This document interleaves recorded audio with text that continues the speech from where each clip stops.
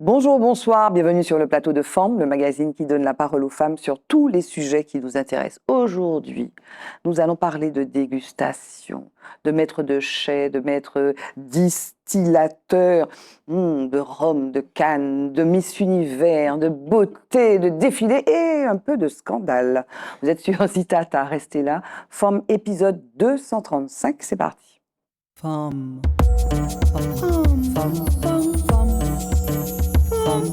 femmes, femmes, femmes, femmes.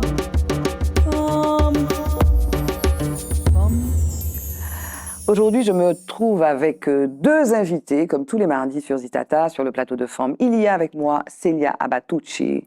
Comment estás? Muy bien. Comment ça va? Je ne sais pas pourquoi je me mets à parler espagnol. Muy bien, y tú? Voilà, parce que tu es Miss Univers. Ah, je sais pourquoi je parle espagnol. On va le voir tout à l'heure. Parce que l'espagnol est resté dans ma tête à cause de quelque chose qui s'est produit lors de l'élection. Lors de l'élection. Miss Univers. C'était quand? C'était en novembre 2025. C'était le 21 novembre 2025. Ok. Merci Célia d'être avec nous sur le plateau. Merci. On va revenir sur ça. Et puis ta passion pour ces défilés, hein, de Oui. beauté, et puis savoir où tu en es aujourd'hui, hein, Oui. et les perspectives. Merci beaucoup, Célia, d'être là.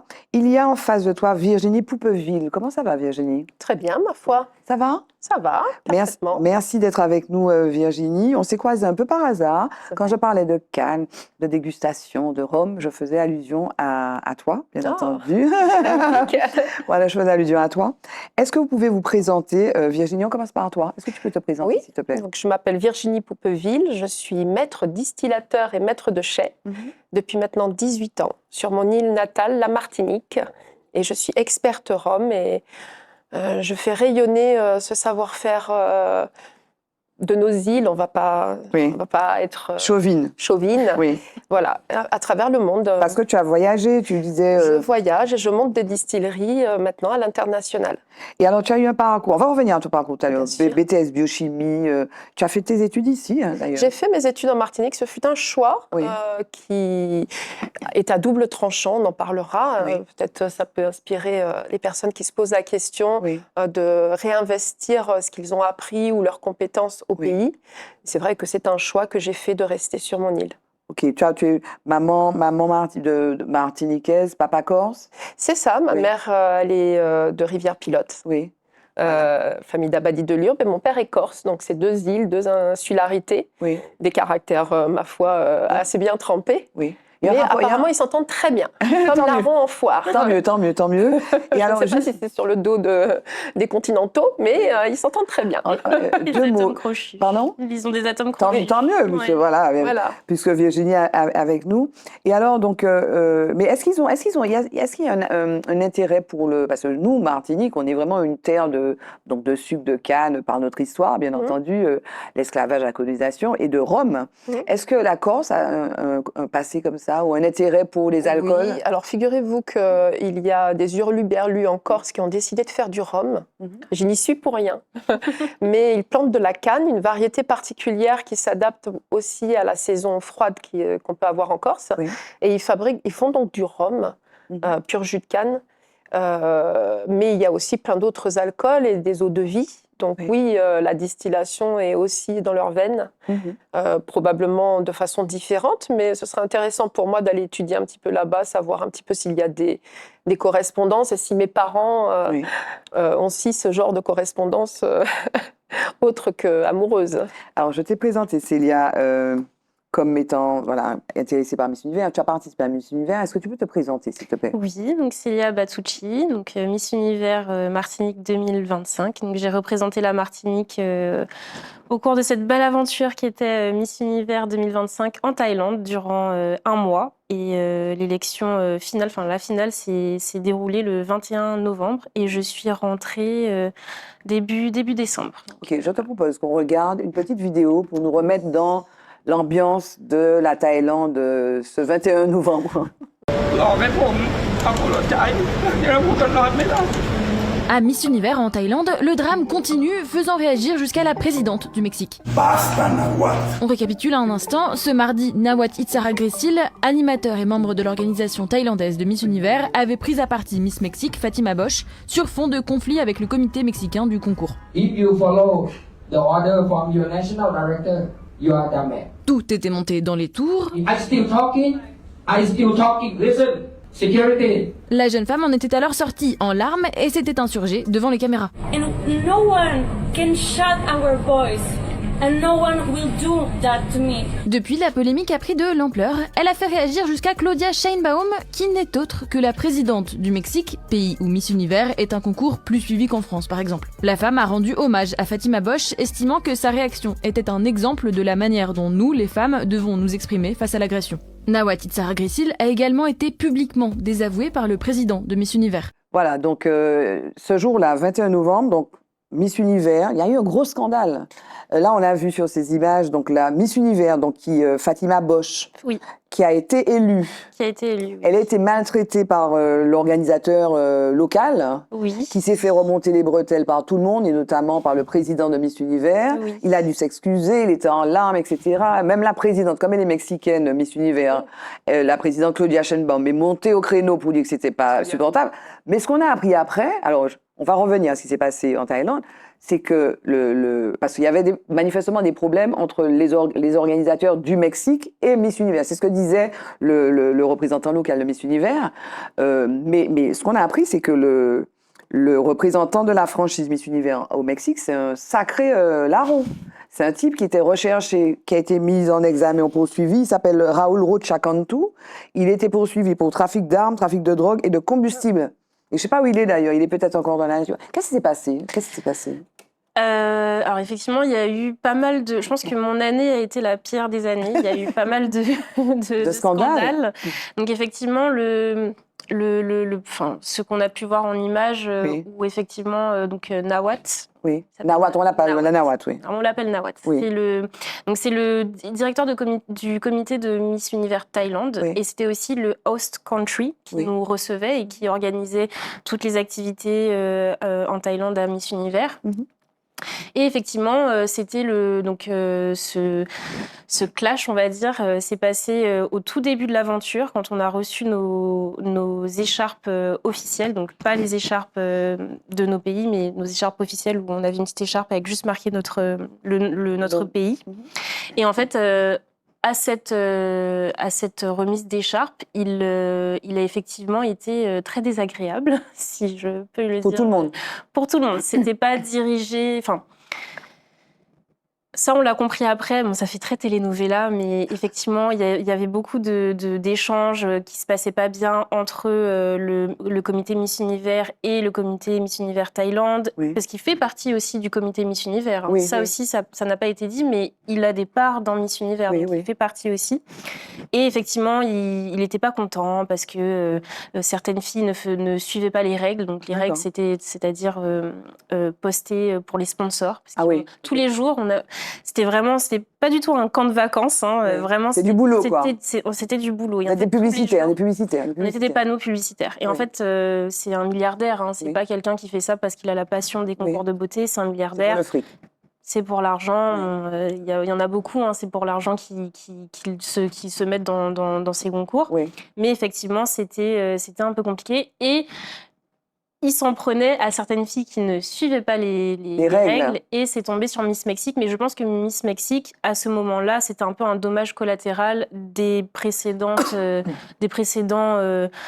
des bisbilles, quoi. Voilà, clash qu'il y avait avec son comité. Donc elle s'est un peu trouvée entre ça. Elle s'est trouvée entre ça et il s'est un peu lâché sur elle. Et je trouve qu'à ce moment-là, on a pu voir dans la salle la sororité parce que effectivement, elle est sortie parce que il lui a vraiment très mal parlé. Ah oui, vraiment. Mais on l'entend. Là, on voit pas ça, mais tu n'as pas suivi. Excuse-moi, tu n'as pas suivi ça, Virginie? Pas vraiment. Non, mais le monsieur parle très mal à la jeune dame, hein, vraiment. Ah oui, non, mais il lui a vraiment. Mais avant de mal lui parler, il nous a mal parlé. Hein, ah oui, à parce tout moment. qu'à un moment, on s'est dit bon, qu'est-ce qu'on fait? Est-ce qu'on se lève? Faites une grève, reste? Oui, voilà, qu'est-ce qu'on fait? Parce qu'on n'est pas là pour se faire parler comme à des chiens. Quoi. Donc, au bout d'un moment, il faut aussi se calmer un peu, s'apaiser.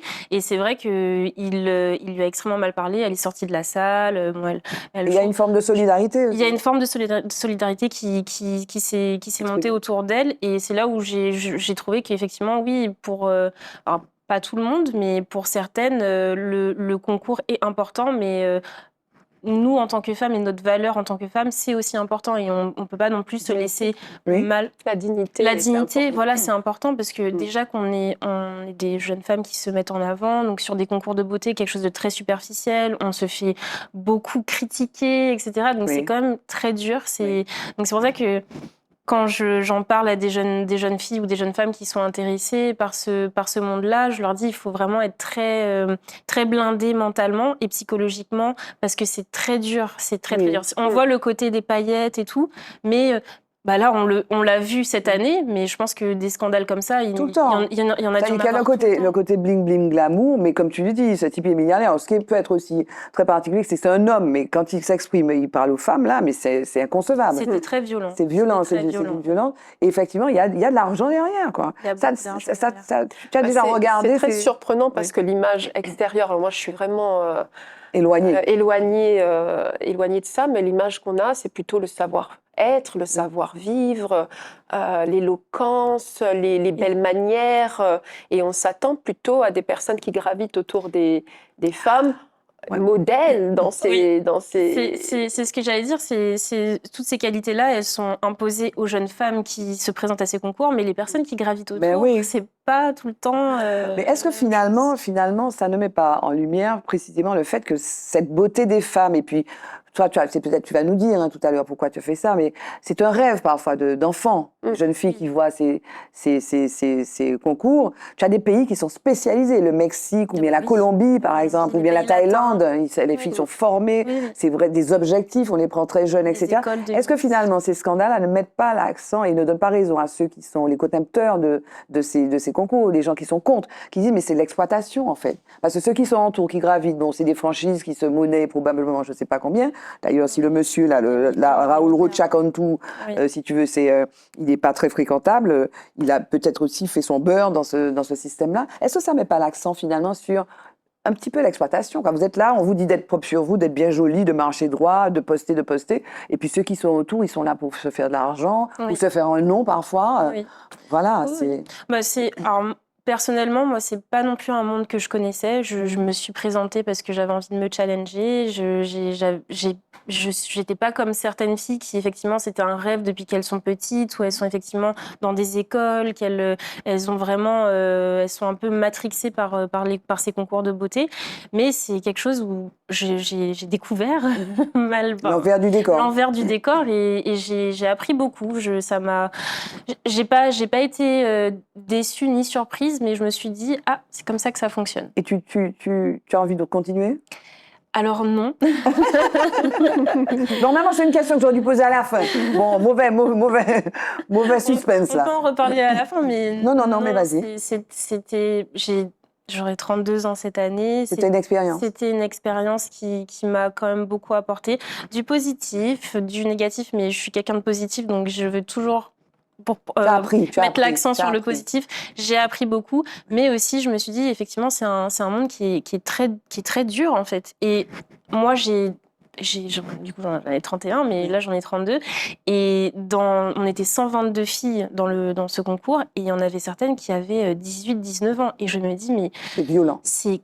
Elles sont vraiment fortes quand même pour être à cet âge-là dans un concours international, puisque moi, mon grand âge, avec la maturité que j'ai déjà un peu, il y a des moments où c'était très dur. C'était très dur. Ok. Est-ce que le milieu dans lequel tu évolues, on dit maître de chais, tu es une femme, est-ce que ce milieu-là est un milieu qui fait de la place aux femmes? Quand je t'ai rencontré, je dis maître de chef, femme, viens sur le plateau de femme. C'est assez rare, même s'il y en a quand même de plus en plus. Il y a, du côté de maître de chais, oui. Maître distillateur, je pense être l'une des seules. Ah, d'accord. Donc, tous les aspects très techniques, c'est vrai, sont un petit peu verrouillés. Et le côté aussi gestion d'hommes. C'est plus sur ces aspects-là où j'ai vécu parfois des bras de fer et des difficultés vraiment. Dans quel cas, par exemple? Eh bien, plusieurs fois, le poste de directrice de distillerie m'est passé sous le nez. Non pas pour mes compétences techniques ou mon implication, mon expérience, mais vraiment sur la notion de est-ce qu'une femme peut encadrer et diriger une équipe masculine dans un métier extrêmement technique.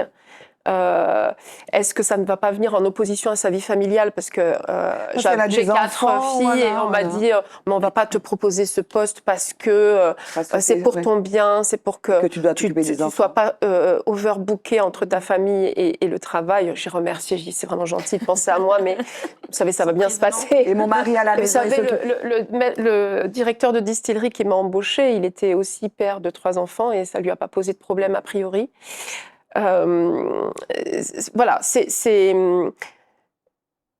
il y a eu un moment dans ma vie où ces problématiques-là sont devenues tellement récurrentes que je me suis même posé des questions sur mes choix et sur est-ce que j'étais dans mon bon chemin de vie, puisque j'avais tellement de difficultés à avoir finalement le poste qui me revenait. Parce que toi, en fait, juste, tu as donc, je l'ai dit, j'ai fait allusion, donc tu as un BTS biochimie alimentaire et médicale que tu as eu à Bellevue. Oui. Voilà, donc tu as fait tes études ici. Oui, j'ai fait le Collège de Reste en Martinique. Après, tu as fait un diplôme d'études supérieures en biochimie, donc au CNAM, C'est DEST. à distance. Et puis tu as travaillé, avant de venir au Rhum, tu as travaillé à Didier. J'ai vu que tu étais maître, donc tu étais responsable de laboratoire. Comment on passe précisément de l'eau, c'est du liquide, mais bon, de l'eau, quoi, de l'eau, y compris gazeuse, au Rhum. Et est-ce que quand tu travaillais à Didier, tu encadrais des hommes aussi? Alors, moi, j'ai un parcours particulier parce que j'ai commencé par la crase avant de commencer par le rhum. Donc, pour ceux qui connaissent pas, la crase, c'est tu bois un coup. Alors, cette émission n'est pas sponsorisée, d'accord? Et puis voilà, à consommer avec modération, ce dont on parle, mais pas l'émission, bien entendu. Donc, pour ceux qui savent pas, la crase, c'est après avoir pris le rhum. Okay. Voilà. Donc tu as commencé par la crase. J'ai commencé par la crase, responsable laboratoire. Ça, c'est un métier assez féminin finalement. D'accord. Donc j'étais formée en biochimie, en microbiologie. Et l'eau minérale naturelle, gazeuse, la seule de la Caraïbe, c'était pour moi un produit. Voilà, moi j'ai besoin d'un produit pour moi prestigieux avec une âme, une histoire. Et alors, franchement, j'ai eu une romance magnifique avec cette eau qui est merveilleuse. Et très tôt, dans ce métier. Donc là où mon rôle, c'était de préserver la qualité, la pureté de l'eau. Mais assez rapidement, je me suis investie dans la partie recherche et développement.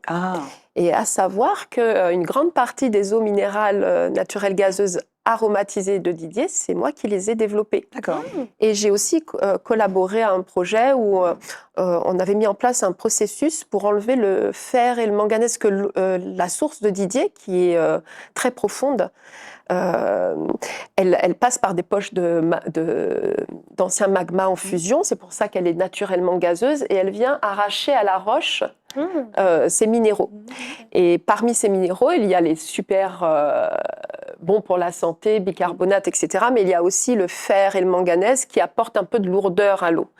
Et en travaillant sur ces processus-là, donc j'étais toute jeune, je venais juste de commencer à travailler, ça a permis de rendre cette eau plus légère. Et on a gagné le prix de la meilleure eau en France. Donc j'avais déjà un petit peu j'avais ça dans les veines L'innovation, déjà. la recherche, développement. Et c'est vrai qu'au bout de 7 ans, j'avais évolué, mais l'eau restait un produit plutôt à préserver. Moi, j'avais envie d'apporter une plus grande contribution, de venir élaborer quelque chose. Et donc, quand on m'a proposé un recrutement dans le rhum, j'ai senti que c'était pour moi. Et c'est un monde différent. C'est un monde qui était différent. Et d'ailleurs, dans ma famille, ils m'avaient dit, mais est-ce que tu es sûre, Virginie? C'est un monde qui est masculin. Qui est plus masculin, voilà, c'était ça la question. Est-ce que tu vas pas être liée à des tas de problématiques par rapport à ta féminité, ma féminité, peut-être même la couleur de peau. Il y a plein d'idées, de critères, mais en fait non, c'est un milieu que j'ai beaucoup aimé. Mais quand même, enfin que tu continues d'aimer puisque tu évolues, mais quand même l'aspect féminin, tu nous disais, a suscité quelques interrogations avec un certain nombre de préjugés. Oui, est-ce que tu es à ta place, etc. Oui, j'ai vraiment eu des moments de profond questionnement. Et d'ailleurs, il y a, je pense quand j'ai passé ma crise de la quarantaine, donc tu n'y es pas encore, c'est bien. Je me suis posé ces questions essentielles de savoir si j'étais dans mon chemin de vie parce que j'avais trop d'opposition et j'ai décidé de partir. Et j'ai décidé de ne plus travailler dans le monde du rhum et de faire de l'apiculture. D'accord. Et c'est au moment où j'ai lâché prise que toutes les propositions vraiment importantes m'ont été faites. Dans le rhum. Dans le rhum, Voilà. en tant que directrice de distillerie, construire des distilleries à l'international, dans des pays où aussi le côté féminin, masculin est mis en exergue, comme le Japon. Avant, elle me disait qu'elle lisait beaucoup de bouquins sur le développement personnel. C'est de là l'histoire de lâcher prise, sûrement. Lâcher prise et l'univers du verre. Vraiment, je me suis dit, bon, Virginie, si après des années de travail acharné et tant de médailles, tant de reconnaissance à l'international, mais cette fois-ci pour mes productions, eh bien, si tu n'as pas cette place, c'est que tu n'es pas dans ta ligne de vie, dans ce qui est fait pour toi. Voilà. Et du coup, je me suis dit, peut-être l'apiculture. Et d'accord. Et tu as eu à exercer ou pas? Non. Oui, bien sûr. Maintenant, je mène 2 activités. J'ai 2 amours maintenant. L'apiculture, l'abeille et la biosurveillance avec des ruches connectées dans les entreprises et puis le rhum. C'est quoi c'est super intéressant. Vraiment. Célia, c'est quoi ton chemin de vie? Elle a employé un terme qui est fort, ça. On va pas dire ta mission, sur quoi. Voilà, pourquoi tu es venue sur Terre? Est-ce que tu as trouvé ça? Je le cherche encore. Pareil, j'ai eu un parcours académique un peu en dents de scie. J'étais au lycée Bellevue, moi aussi. Oui. Et je suis partie faire mes études. Qu'est-ce que tu as fait au lycée Bellevue? J'ai fait un bac STG en communication. Ce que je voulais faire de base, c'était partir pour les grandes écoles de commerce. Donc j'ai fait 1 an de prépa à Trinité, mais j'ai pas continué. Après, je suis partie à Paris pour faire mes études et j'étais pas dans la bonne voie. Donc j'ai essayé de faire une pause, de lâcher prise, de faire une pause et de partir voyager. Je suis partie en Australie, en Asie. J'ai voyagé pendant plus d'1 an. Et quand je suis rentrée, j'ai repris mes études de zéro. J'ai repris au niveau du BTS. Et là, maintenant, j'ai un master en management développement durable. D'accord. Donc c'est des thématiques qui me... C'est un peu les abeilles, là, les abeilles. Oui, moi, c'est vraiment ce qui... Et c'est pourquoi aussi je voulais faire ces études-là pour pouvoir faire le lien avec mon île et pouvoir retourner travailler sur mon île avec des projets qui me tenaient à cœur. Mais c'est vrai que c'est encore un peu compliqué. J'ai une spécialisation RSE, donc tout ce qui est responsabilité sociétale, environnementale des entreprises. Et c'est quelque chose qui n'est pas encore très développé en Martinique. C'est peut-être dans les gros groupes, ils ont commencé à avoir des services, mais c'est quelque chose qui n'est pas encore très, très développé. Et c'est quelque chose où j'aimerais travailler. Oui, mais c'est compliqué. C'est un peu compliqué. Donc, et je pensais aussi au fait de me mettre en mode consultante, parce que ça peut être intéressant de travailler avec différentes entreprises sur différentes thématiques, parce que je suis aussi quelqu'un qui n'aime pas être à son bureau et faire que la même chose. Tu as vu, elle fait 2 choses, là, les abeilles et autre chose. Et moi, je m'intéresse à plein de choses, je suis très curieuse et je suis aussi très créative, donc je cherche, mon chemin de vie n'est pas encore fini. Après, on a chacun son chemin de vie. Moi, c'est ce que je dis aussi, j'ai la trentaine, mais je me mets pas de pression en mode t'as pas encore d'enfant, t'as pas encore ta maison, ton ceci, ton travail et tout. En même temps, tu es en Thaïlande, on n'est pas nombreuses à y être allées. Voilà, c'est ça. En fait, c'est pour ça que Miss Univers, c'était vraiment un challenge. Je me suis dit, vas-y, lance-toi. J'ai eu une déception de travail, pas amoureuse, mais de travail, où j'ai beaucoup donné et ça s'est un peu... ça s'est un peu mal fini, j'étais un peu déçue et je me suis dit, bon, vas-y, là, t'as rien à perdre, lance-toi, fais quelque chose. En plus, t'as l'occasion peut-être de partir en Thaïlande à l'international, de rencontrer des gens, des cultures différentes, de voir des choses différentes. Donc, lance-toi et je l'ai fait et je suis très contente. Voilà. Je vous propose qu'on fasse un petit break. Focus.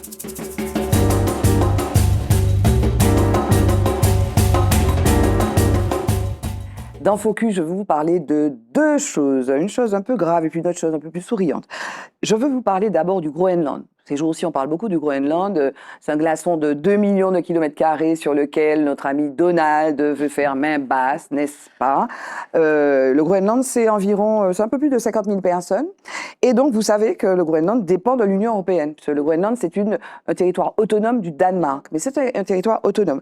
Alors, les folies de Donald Trump attirent l'attention sur ce qui se passe au Groenland. Et alors, à la faveur des caprices de Donald Trump, les Groenlandaises, notamment, ont voulu mettre la lumière sur ce qu'elles vivent et des pratiques un petit peu, enfin des pratiques immorales, hein, un peu d'ailleurs coloniales, on va le dire, du Danemark, puisque il y a des articles. Alors là, ce sont des articles de Radio France et de Libération, qui parlent du fait que le Danemark a pratiqué des stérilisations forcées sur les jeunes femmes du Groenland. Et donc, il y en a un article notamment de Libération qui donne la parole à ces femmes. Donc, c'est l'occasion de parler de ça. Stérilisation forcée, ce qu'on a connu en France, hein, notamment avec des Réunionnaises. Et puis, alors, un autre dossier tout à fait scandaleux, qui est plus récent, là, c'est des tests de compétences parentales. En fait, ce sont des tests qui sont passés par les familles inuites à qui on demande de faire la preuve de leurs compétences parentales, de montrer qu'elles sont suffisamment civilisées pour avoir des enfants. Donc voilà, on en veut à Donald Trump de faire n'importe quoi, mais en même temps, pratique coloniale d'une métropole vis-à-vis de sa colonie ou ancienne colonie. Donc voilà, ça s'est pratiqué. Un mot peut-être sur ça.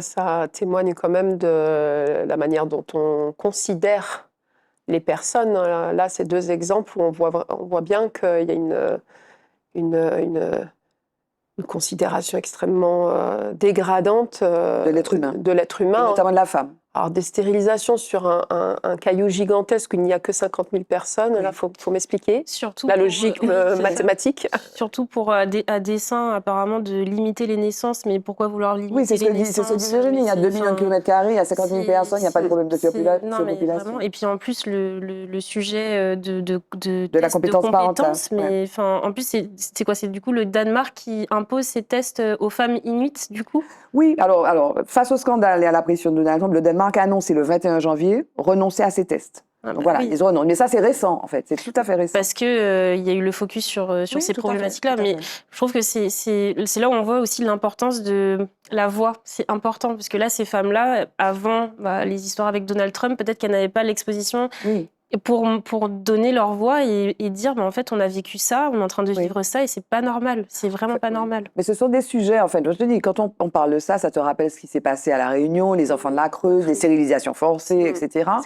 Et c'est symptomatique de la relation d'une métropole avec une colonie, quoi, en fait. C'est le rapport colonial. C'est un rapport colonial qui s'est produit, qui continue de se produire et qu'il faut dénoncer, effectivement. Et quand on parle de rapport décolonial ou de colonialité, il faut regarder ça effectivement en face, ça existe, voilà, au XXIe siècle ça existe, il faut le dénoncer, et c'est à la faveur de bad buzz finalement que les Groenlandaises, les peuples premiers, les peuples inuits, on peut faire valoir leurs droits, quoi. Mais c'est tant mieux, donc si elles ont eu l'occasion de le faire avec cet autre scandale, parce que je veux dire, une métropole qui veut en remplacer une autre, ou bien un dominant qui veut en remplacer un autre, donc Trump versus Danemark, ce territoire est autonome, peut-être qu'ils vont aller vers plus d'autonomie. C'est peut-être ça ce qui va advenir. Peut-être aussi ouvrir un débat sur les réparations, parce que les stérilisations forcées, c'est quelque chose qui s'est passé dans les années 60 ou quelque chose comme ça. Donc ça a des répercussions là actuellement, donc peut-être aussi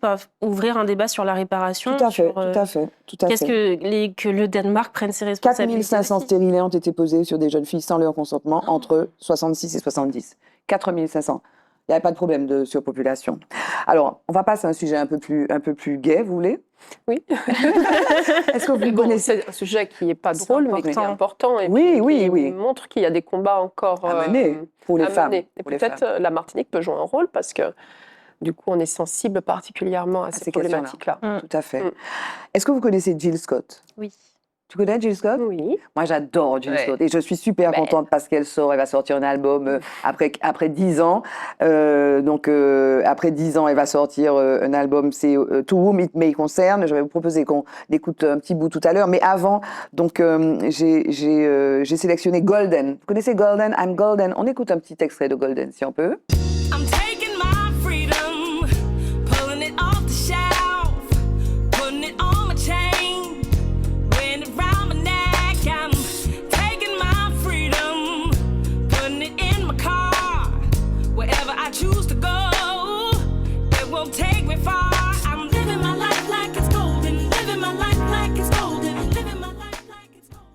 Il y en a un autre que j'aime bien, vraiment, c'est pas exhaustif, parce qu'elle a fait au moins 5-6 albums. Elle a réalisé 5 albums depuis 2000, avec le fameux Who is Jill Scott, pardon, le premier, qui a eu un Grammy du meilleur album R&B en 2001. Est-ce que vous connaissez A Long Way? Let's take a long way along the park Oui. after dark. Mais Oui. moi, c'est cette chanson. Enfin, ma mère écoutait beaucoup cette chanson-là, du coup. Oui. Et c'est cette chanson-là quand on me dit Jill Scott, j'ai Voilà, automatiquement c'est celle-ci. cette chanson-là et le clip, parce que j'aimais Ah, beaucoup c'est magnifique, le ouais. clip. C'est une espèce de, voilà, c'est une espèce de tournée montée, quoi, en fait. Il n'y a Ouais. pas de coupe. Il me Ouais. semble qu'il n'y a pas de Ouais, coupe. un plan On regarde, séquence, un plan séquence, merci. Voilà. On regarde un extrait. You're here, I'm pleased, I really dig your company. Your style, your smile, your peace mentality. Lord, have mercy on me. I was blind, now I can see what a king's supposed to be. Baby, I feel free, come on and go. Et puis, Don't Play, donc là, c'est l'ambiance collante, tu sais, elle est dans un studio, là, avec un micro qui descend. Don't Play, on écoute, on regarde. You just been humping me shallowly, superficially, baby. Don't close your eyes. You can see and feel at the same time. Touch me all over. Squeeze my meat. Everything on me, guys. Feel it. Change the position of. Give me Afro beats. Please me hard, so hard. Like a K-dot lyric then. Voilà, et donc le dernier, donc son nouvel album, là, To Whom It May Concern, va sortir. Ça faisait 10 ans qu'elle n'est pas sortie d'album.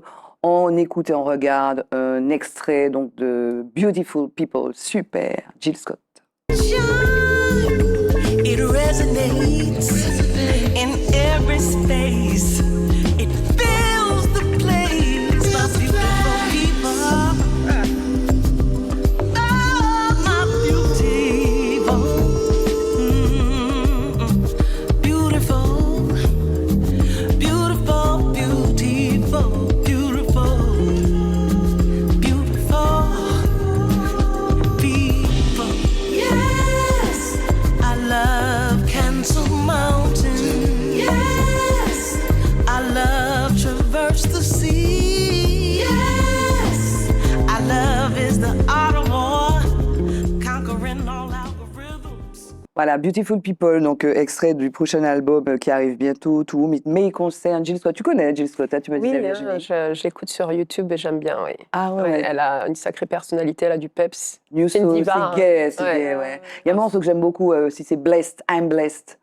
C'est Oui. vraiment, c'est gay, c'est beau, quoi. Mm. Et puis ça parle beaucoup d'amour aussi. C'est Oui. bien écrit. Moi, je trouve que c'est vraiment une poétesse. J'aime beaucoup ces textes. Quand on y prête un peu plus attention, elle écrit très bien. Et après, elle a une magnifique voix, hein, c'est une Oui, diva. voilà.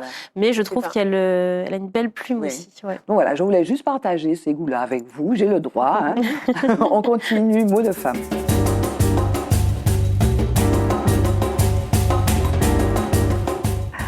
Retour sur le plateau avec mes invités. On parle de Rome, on parle de concours de Miss Univers, de concours de beauté. On parle de chemin de vie aussi avec Célia Batucci et Virginie Pouville.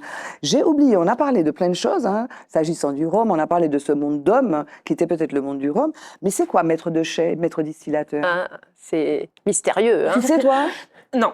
je Moi non plus. sais pas du tout. Alors, c'est quoi, maître Alors, de chai? des maîtres, c'est personnes qui ont une maîtrise, Oui. un certain savoir-faire, des fois un petit peu artisanal, un peu artistique, un peu technique, dans la distillation. Et les chais, c'est le lieu où on entrepose les fûts D'accord. pour le vieillissement des eaux de vie, des rhums. Hein. Oui. Et donc, le maître distillateur et le maître de chai, c'est celui qui prête sa signature et qui va faire des sélections, des assemblages ou apporter une technicité pour donner une typicité particulière, une signature, un ADN Oui. à un rhum. Donc oui. c'est le poste, C'est l'artisan. c'est l'artisan, Voilà. c'est l'artisan, C'est le magicien. l'artiste. C'est le magicien. Oui. C'est le Il est magicien. un peu poète aussi, parce que tout ne s'explique pas Oui. de façon logique. Oui. Mais en tout cas, c'est la personne qui va créer des cuvées originales, parfois ultra premium, des rhums particuliers, voilà. Mais alors, qu'est-ce qui donne son goût? Alors, on ne va pas citer forcément de marque. Ici, il y en a plein. Bon, on sait qu'on va parler de l'AOC quand même tout à l'heure. Qu'est-ce qui donne? Alors, il y a le terroir, la terre. Si je suis dans le nord, par exemple, c'est peut-être pas la même terre que dans le sud. Tout à fait. On est sur les flancs de la montagne Pelée, il y a le volcan, je sais pas, tu as parlé de... Alors, on s'est un peu bataillé, un peu battu pour ça, parce qu'on nous disait, la Martinique, c'est tout petit, comment on peut avoir différents terroirs sur un si petit caillou. Oui. Territoire. Et en fait, si, parce qu'il y a des microclimats. Il y a des îlots écologiques parce qu'il y a les pitons du Carbet, parce qu'il y a la montagne Pelée, ou parce qu'il y a des forêts autour, par exemple, de distilleries. Et donc, ça peut former des sortes de microclimats. Il peut y avoir aussi un peu d'aridité. Donc, les sols les plus arides vont créer les cannes les plus riches en sucre, les plus...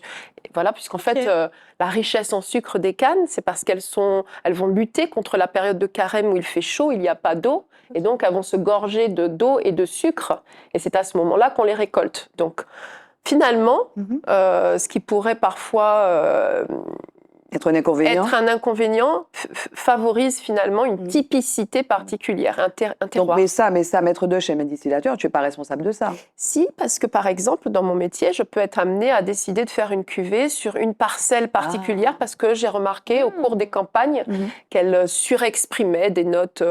par exemple iodées ou par exemple plus florales. Je peux aussi sélectionner des variétés de cannes parce qu'elles sont plus expressives ou parce qu'elles vont se sublimer pour des fermentations plus longues ou plus courtes. Donc vraiment, si c'est du début à la fin des process, un bon maître de chai, maître distillateur va travailler dans l'intelligence de son terroir et pas à l'envers. Mais tu n'ajoutes rien au terroir? Est-ce qu'on peut ajouter d'autres plantes, par exemple, ou donner, je sais pas, je dis n'importe quoi, du vétiver autour de la canne? On peut faire tout ce qu'on veut, parce qu'on est libre dans la vie, mais on a un cadre en Martinique qui est l'appellation contrôlée. Et là, on veut vraiment exprimer un terroir, donc c'est la pure expression de la canne à sucre, de pur jus de canne, et donc on va ni aromatiser, ni amener du sucre, mais bien entendu que d'autres rhums provenant d'autres lieux peuvent, eux, avoir peut-être plus de sauce. D'accord. Mais alors, donc, il y a le terroir, OK, et puis il y a aussi les fûts. Il y a les fûts, par exemple, entre chaque, il y a quand même le travail de toutes les femmes et tous les hommes qui vont travailler et qui vont élaborer des méthodes, comme la distillation, qui est une méthode vraiment particulière. C'est quoi la distillation? La distillation, on va élever finalement tout ce qui est subtil, aromatique et précieux, et on va le séparer de la partie un peu plus banale et plus lourde, et on va en fait créer un esprit de rhum. Donc on va élever, on va distiller, et après recondenser pour avoir une eau de vie parfaitement limpide. Donc d'un jus de canne, on va obtenir un rhum qui est finalement l'essence et la partie la plus aromatique en concentration du pur jus de canne. Pourquoi les rhums alors? Pourquoi les rhums blancs? Donc on a du rhum vieux, du rhum blanc. Pourquoi les rhums blancs sont 50, 52 degrés, 55 degrés? Les rhums vieux, c'est plutôt 42,5. Je savais quoi, moi, j'en m'y connais. Hein. 42,5. Des mensurations différentes. Pourquoi les rhums blancs sont plutôt à 50? Alors en Guadeloupe, ils ont le rhum biel, on va le citer, 59. À l'époque, la Moni, je me souviens, à l'époque quand j'étais gamine, la Moni, c'était 62 degrés. Il y a des cuvées spéciales enfin voilà, dans le Nord, je me rappelle des gens qui ont fait du rhum à 70 degrés. Qu'est-ce qui fait des brutes de colonne. Voilà, des brutes de colonne. Pourquoi 50 degrés? Pourquoi 50 degrés plus couramment oui. Alors, c'est vrai que quand on déguste un rhum, à la sortie de la colonne à distiller, il a déjà une très belle personnalité. Il faut savoir que... J'aime bien comme elle parle, le rhum, une très belle personnalité. Une belle robe. Enfin, il a une expression aromatique qui est assez sublime, parce que quand on va mettre le nez à l'alambic de cognac, on n'a pas du tout cette expression. Le rhum est singulier, et c'est pour ça qu'on peut le consommer en blanc, parce que la plupart des eaux de vie, on les laisse au contact du bois pour avoir encore plus d'arômes. Mais le rhum, déjà à la sortie de la colonne, il est déjà hyper intense, puissant, riche. C'est la richesse de la canne. Et on va le sublimer en le faisant vieillir. Mais du coup, on peut le consommer blanc. Oui. Et ça a un intérêt, il a de la fraîcheur. Ça s'appelle un sec. Voilà. Il a cette espèce de fraîcheur de fruits, de plantes, parce que la canne à sucre, c'est une herbe géante. Oui. C'est aussi particulier parce que souvent les eau-de-vie sont plutôt faites à partir de fruits. Ah, Donc oui. c'est une spécificité. On ne se rend pas compte parce qu'on a l'habitude, mais Oui, en fait, c'est à nous, quoi. ce sont des arômes dont on n'a pas vraiment l'habitude. Oui. Ce qu'on appelle le floral, le miellé, le floral qu'on retrouve dans la canne à sucre, c'est des arômes qu'on retrouve très peu dans la cuisine, etc. Donc c'est intéressant, ce sont des saveurs Unique. uniques. Oui. Et donc le consommer en rhum blanc, Oui. ça a un intérêt parce que ça focus Oui. sur le jus de canne, cette richesse de Oui. jus de canne. Mais pourquoi donc les 50 degrés, c'est Et plutôt ça? du coup, comme il est puissant, il est intense, Oui. on le coupe à l'eau D'accord. à 50 degrés, parce Ok. qu'en sortie de colonne, il est beaucoup plus haut. Ah oui. À combien? Il est entre 65 et 75 degrés à la sortie de nos colonnes. Donc il est puissant, mais il est agréable à boire pourtant, Oui, oui, oui. même à cette puissance-là. Mais on va le couper à l'eau pour avoir une sorte de degré un peu médian qui permet d'avoir à la fois la minéralité de nos Oui, sols oui. et à la fois le fruit de la canne à sucre. Ça te passionne, hein? Je trouve ça passionnant. Voilà. Et c'est sublime hein, Oui. de le... Mais j'aime bien que ce soit un métier. Bon, vous êtes parti de BTS biochimie, etc. Et en fait, on ne s'imagine pas que on peut accéder à ce genre de métier. Et surtout, je trouve que ce que vous nous expliquez, ce que tu nous expliques, c'est que vraiment, tu dois faire attention à plein d'éléments extérieurs. C'est un art, quoi. C'est un art, la canne, si elle est plutôt près de la montagne pelée ou près de l'eau, elle va avoir un goût différent. Enfin, et il faut être très créatif, du coup. Il faut avoir un palais, faut beaucoup tester, je suppose. Un nez aussi, peut-être, Un non? nez, C'est plus le nez que le palais, d'ailleurs? Ça dépend des personnes. Les deux. Moi, ce sera plus le palais. Oui. Pourquoi? Alors, parce que j'ai mon petit truc. Oui, oui. Je vais donner des petits trucs. Moi, quand je déguste, effectivement, l'odeur, c'est le premier c'est le premier sens Oui. dans la vie. Ouais. Finalement, on s'en rend pas compte Oui, parce c'est que vrai, voilà, c'est on vrai. est toujours en alerte, mais c'est le premier sens. On découvre les choses souvent d'abord par le nez. Par le nez, oui. Voilà. Et souvent, quand on est plus dans cette découverte par le nez, c'est beaucoup plus profond que par les yeux. C'est souvent un petit peu trompeur, les yeux. C'est vrai. Donc, on découvre par le nez. Mais moi, je n'aime pas, après, avoir une déception quand je mets la cuvée en bouche ou un aliment, n'importe quoi. J'aime bien que l'odeur m'enchante et me donne envie de déguster, mais surtout que la bouche soit sublime, profonde, qu'il y ait du corps, etc. Confirme. Donc, je travaille beaucoup la bouche pour avoir une belle impression première et après, l'émerveillement. Je lisais que les ventes de rhum dans l'Hexagone et en Martinique, comme si les goûts changeaient, en fait. Alors, il y a plein d'éléments, notamment de la concurrence de certains rhums, mais enfin, le rapport au rhum, notamment en France, qui est un marché, un débouché pour nous, les ventes baissaient. Oui. Les goûts volumes, changent quoi? Vers quoi? Vers quoi les gens vont? Les volumes Oui, baissent. oui. Donc la consommation en volume, en termes de quantité, baisse. En termes de qualité, je suis plus mesurée. Je pense que le rhum a ses lettres de noblesse et qu'il gagne encore en popularité. Oui. Je signe de plus en plus de cuvées très haut de gamme, des cuvées très techniques. Donc j'ai l'impression que le marché, effectivement, de l'alcool en règle générale, se modifie vers la qualité à l'inverse de la quantité. Il y a des problèmes aussi de droits de douane qui ont été mis sur le marché américain, qui est quand même un des débouchés pour nos producteurs. C'est le plus gros marché. Mais quand même, tu vois, les jeunes, par exemple, alors je ne sais pas, tu connais le rhum un peu?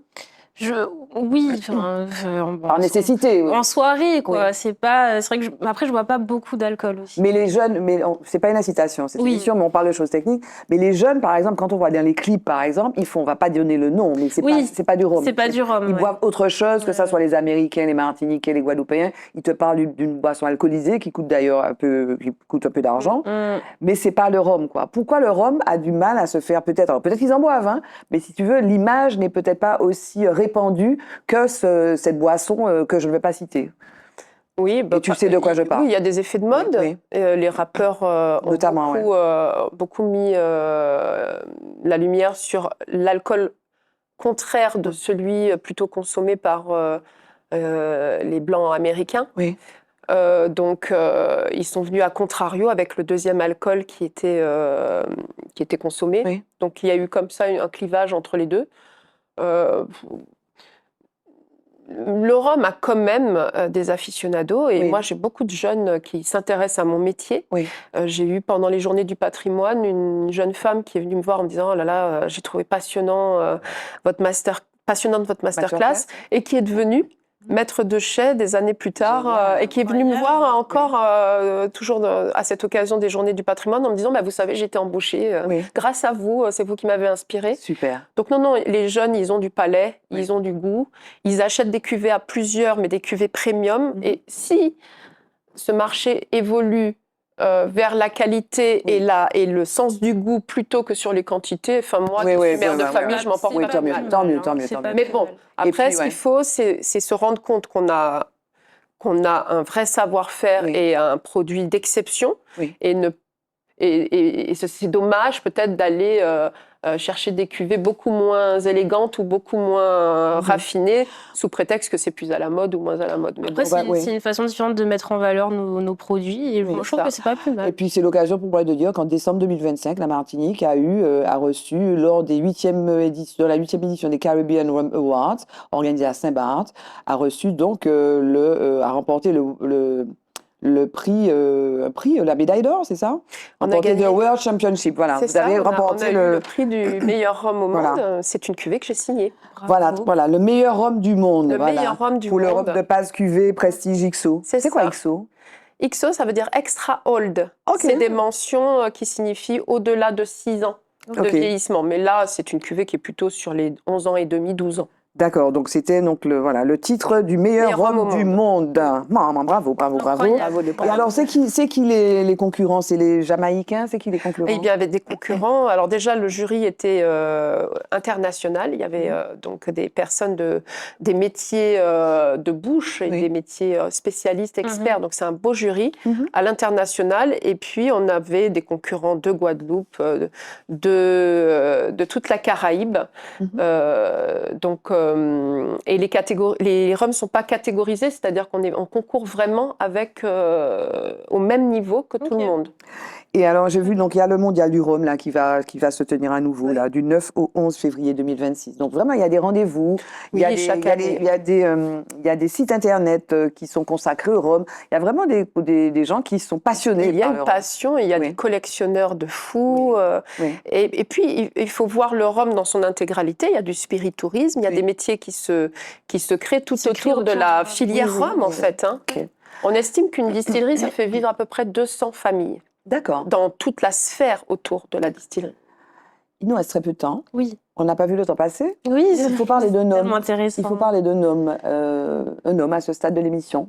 Il faut rendre hommage à un homme ou parler de nom. Comme ça, comme je me suis à la soupe. Ça y est, j'ai lancé l'idée. Il faut parler de nom.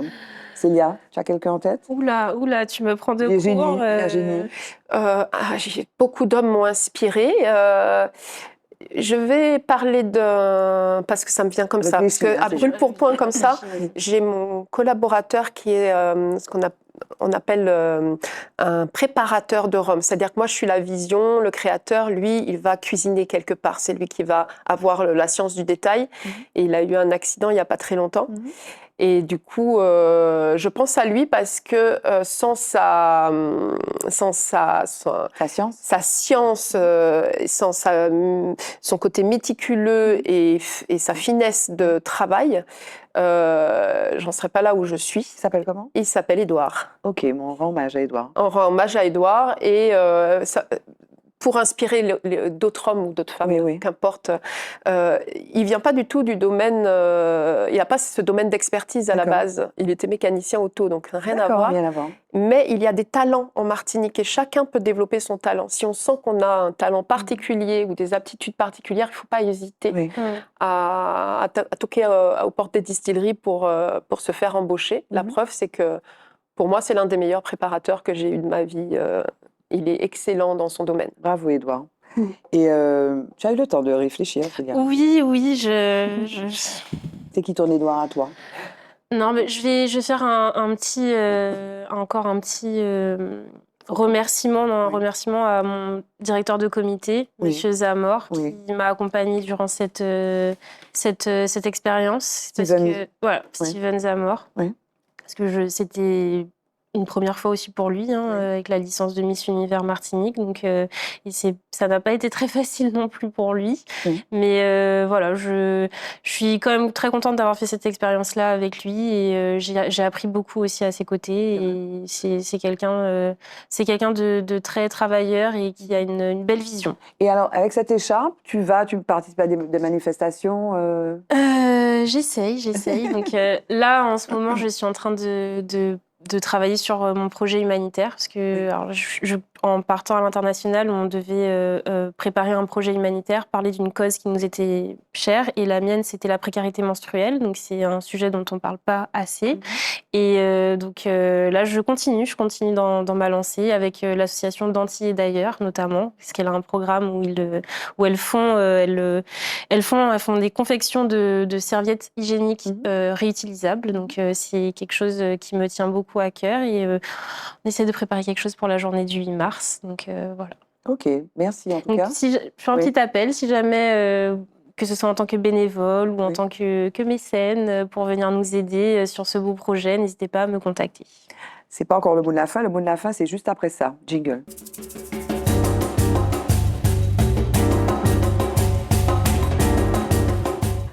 Le mot de la fin de mes deux invités, Cilia Batucci et Virginie Poupeville, le mot de la fin, ce serait quoi, Cilia?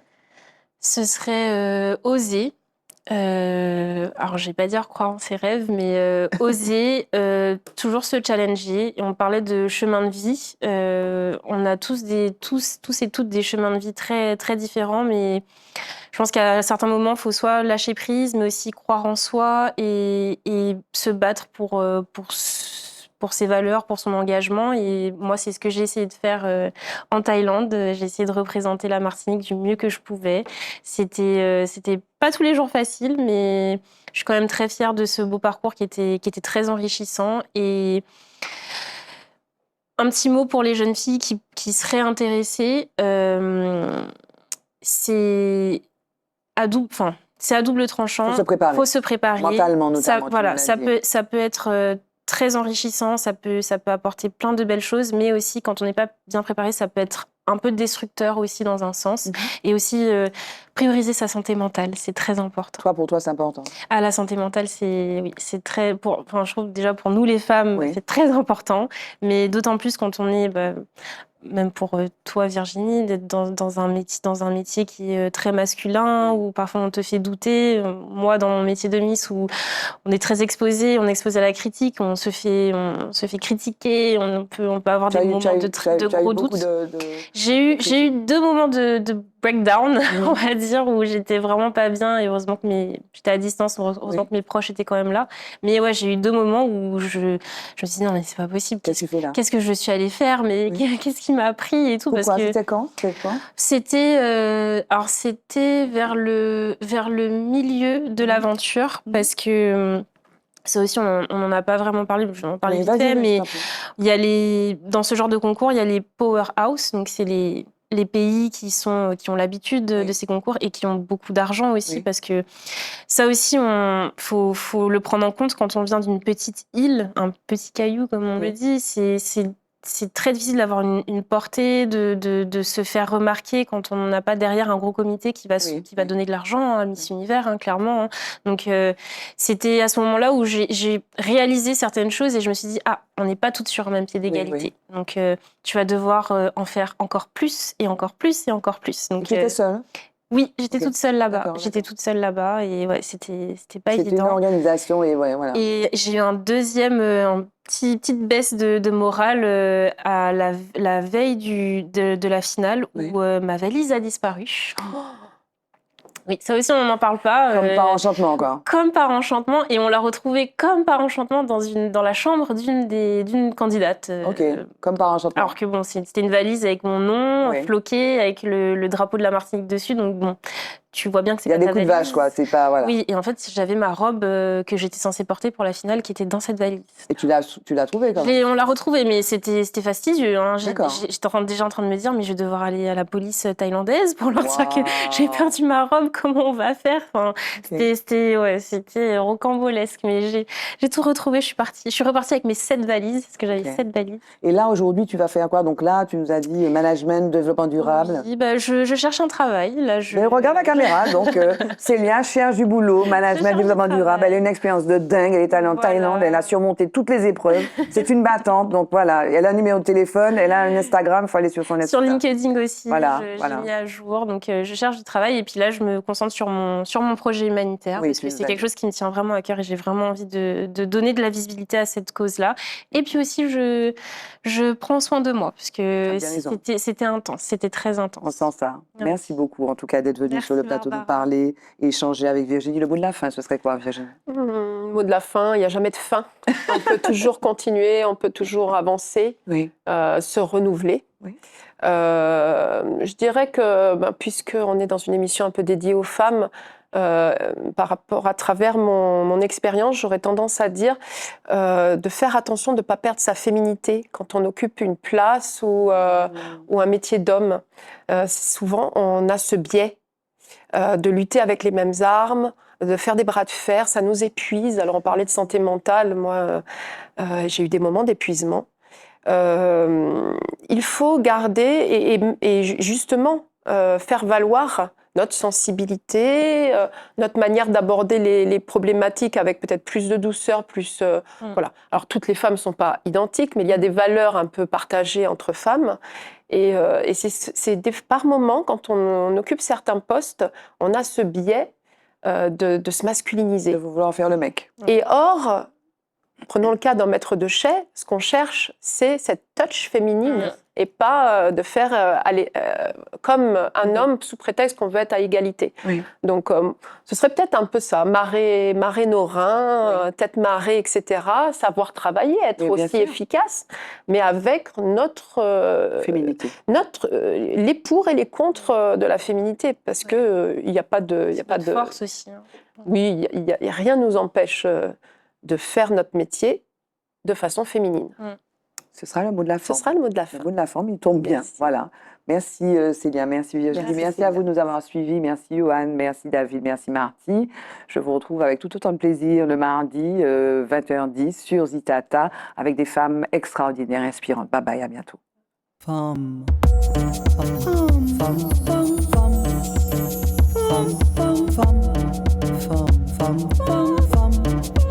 Femme.